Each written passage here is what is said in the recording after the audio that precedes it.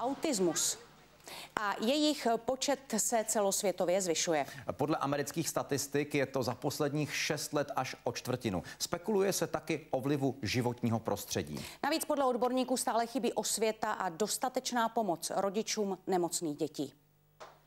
Žijí ve svém světě a chovají se zvláštně. Takto často vnímá autisty okolí. 7letý Jirka je ale důkazem, že jde mnohdy o chybné mýty. Jak je vidět, nemá vážný problém s kontaktem ani citovým projevem. 4, 5. Autisti s poruchou mentálního vývoje nerozumí tomu, co vidí, slyší a prožívají. Paní Olga syna sklidnila a rozmluvila pomocí této knihy a kartiček. Donese mi albumek, kartičku, že chce jít k babičce, jedeme k babičce a vlastně je už to taková ta komunikace. Jiříku, jak si řekneš o brambůrky?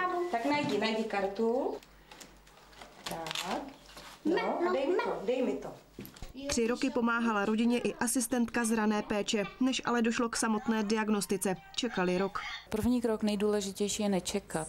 Nejdůležitější je tomu rozjet vlastně tu práci. Potřebovali bychom zkrátit ty čekací doby a samozřejmě stát v současné době utahuje finanční prostředky pro asistenty. Podle odborníků se tato diagnóza v Česku podceňuje, na rozdíl od Ameriky, kde je autismus uznaný jako nejtěžší postižení.